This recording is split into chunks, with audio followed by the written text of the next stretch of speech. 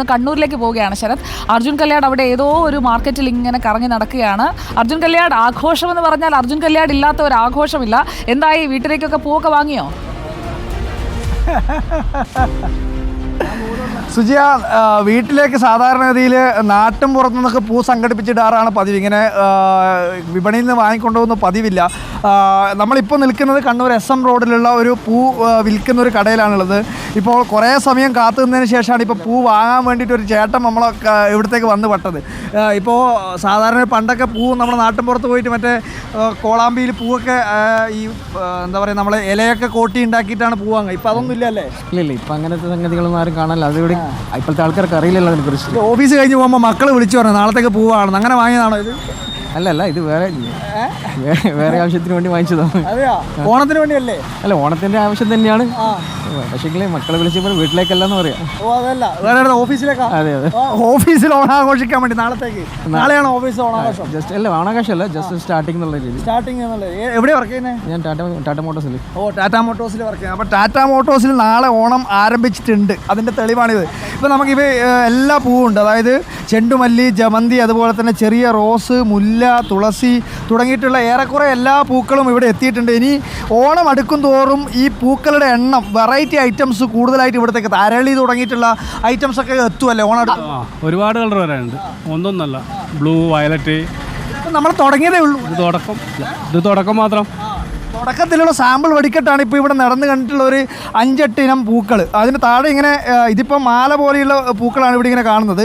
ഇതിൻ്റെ തന്നെ നമുക്കിങ്ങനെ വെറൈറ്റി ഇങ്ങനെ എന്താ പറയുക, ഇടർന്ന് വീണ പൂക്കൾ നമുക്ക് കാണാൻ വേണ്ടി ഓരോന്നോരോ സിംഗിൾ പീസ് നമുക്ക് കാണാൻ വേണ്ടി പറ്റും. ഇതിപ്പോൾ എങ്ങനെയാണ് വിലയൊക്കെ എങ്ങനെയാണ്? കഴിഞ്ഞ ഓണത്തേക്കാൾ കൂടുതലാണെന്ന് പലരും പറയുന്നുണ്ട്. വൈറ്റിന് ലൂസിന് 400 രൂപ, ആ റെഡ് 400 രൂപ, മറ്റേ ഓറഞ്ചും മഞ്ഞയും വരുന്ന ഇതിന് 100 ഇത്തിരി കൂടുതലല്ലേ? 400 ഇപ്പം കൂടുതലല്ലേ, ഇനി കൂടുകയേ ഉള്ളൂ, ഇനി കുറയൊന്നുമില്ല. അവിടുത്തെ മാർക്കറ്റ് റേറ്റ് ആണ്. നമുക്ക് ഒരു അത്തപ്പൂക്കളം സെറ്റ് ചെയ്യാനായിട്ട് എത്ര രൂപയാകും? അവിടുന്ന് വരുന്ന റേറ്റാ. ആ ചേട്ടനോടൊന്ന് ചോദിച്ചേ. നമുക്കിപ്പോൾ സാധാരണ ഒരു ചെറിയൊരു പൂക്കളം, ഒരു നല്ല ഒരു വെറൈറ്റി രീതിയിൽ നമ്മൾ സെറ്റ് ചെയ്യാൻ വേണ്ടി നമുക്ക് ഏകദേശം ഒരു എത്ര പൈസ കൊണ്ട് നമുക്ക് സെറ്റ് ചെയ്യാൻ പറ്റും? ചെറുമാതിരി ചെയ്യണമെങ്കിൽ തന്നെ ഒരു 1000 രൂപ എന്തായാലും വേണം. ചെറിയ രീതിയിൽ ചെയ്യാൻ തന്നെ 1000 രൂപ വേണം. അതിൽ കുറഞ്ഞിട്ടാക്കി കഴിഞ്ഞാൽ ഒരു ഭംഗി ഒന്നും ഉണ്ടാവില്ല, പൂവേ ഉണ്ടാവില്ല. ഭംഗിയല്ല, പൂവുണ്ടാവില്ല. അതായത് ഒരു കിലോ നമ്മൾ ഈ കാണുന്ന ഈ പൂവിന്, ഈ വെള്ള ജമന്തി പൂവിന് തന്നെ 400 രൂപയാണ് മാർക്കറ്റിൻ്റെ റേറ്റ്. അതിന് പുറമെ ഈ പറയുന്ന ഓറഞ്ച്, മഞ്ഞ നിറത്തിലുള്ള ഈ പൂവിനൊക്കെ ഏകദേശം ആ റേറ്റ് തന്നെ 200 രൂപയോളം തന്നെ ഇതിന് വരും.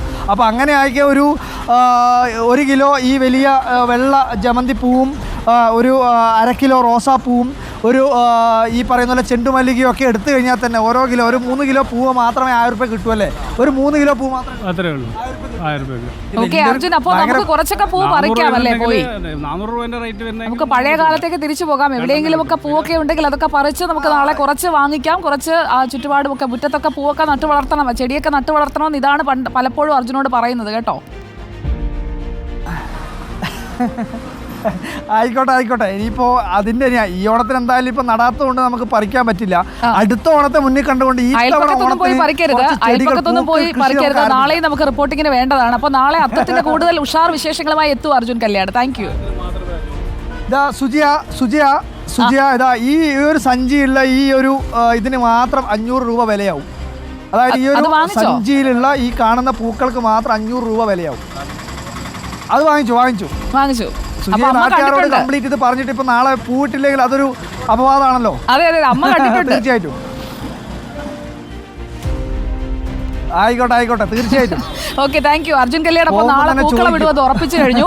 അത്തപ്പൂക്കളം ഇടാനായിട്ടുള്ള 500 രൂപയുടെ പൂവുമായിട്ടാണ് അർജുൻ കല്യാട് പോയിരിക്കുന്നത്. സുനിഷ TV പ്രസാദിനെ കൊണ്ട് 2000 രൂപയുടെ പൂ വാങ്ങിക്കാൻ നിർത്തുന്നു. അഞ്ജലിയും ഏകദേശം അത്രയും ഒക്കെ ആക്കുമെന്നാണ് എനിക്ക് തോന്നുന്നത്.